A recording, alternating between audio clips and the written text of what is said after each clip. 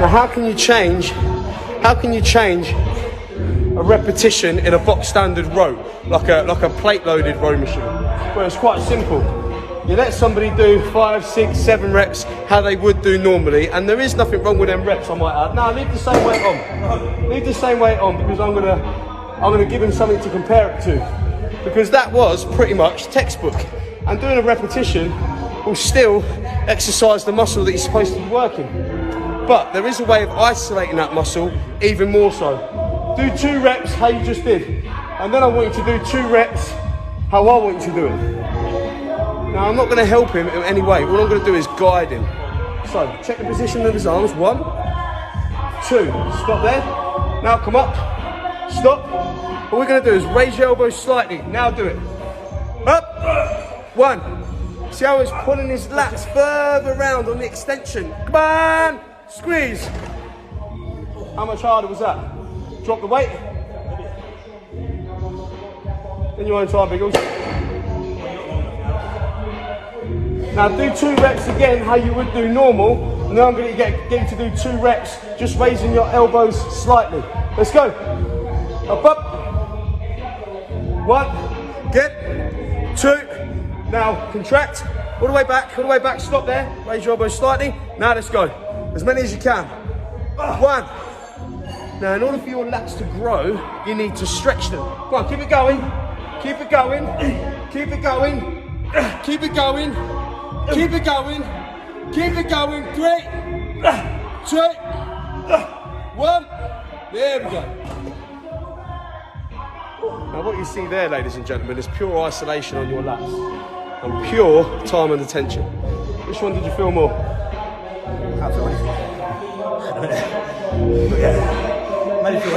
It's very common for our biceps to take over.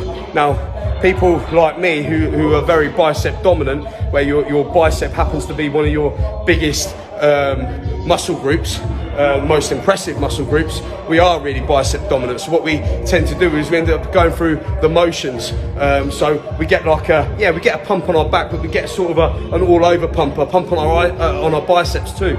So things like straps are really important for people that are very bicep dominant, but you can isolate the muscle even more. You can isolate the back even more just by changing the angle, you know, of how you're doing the repetitions. Actually, look at that, that was a good fucking, look at that lighting. Fucking forearm.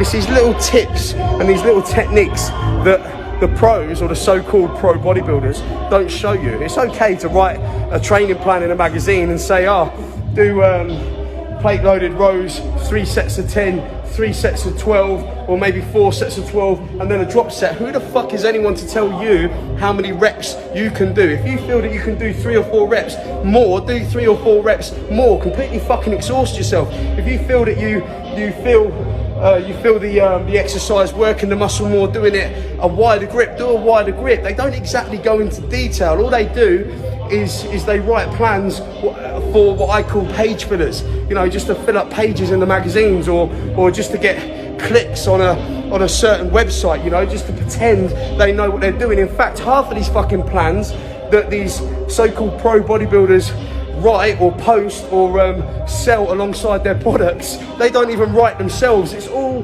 bullshit. Everything that I'm showing you, I've been fortunate enough to learn from, you know, the honest pros, the people, in my opinion, that were the best in the industry. People like Lee Priest, people like Samir Bannout, you know, people like Tom Platz. These are the people that I learned from. I'm not a pro, but I've made a pro. I've learned from the pros. And all I do is pass on that information. Ready? Next exercise. Add what I just showed you with a drop set and a superset, and well, you're on the road to building some fucking incredible version of yourself. That's it, Alpha Trainer, baby.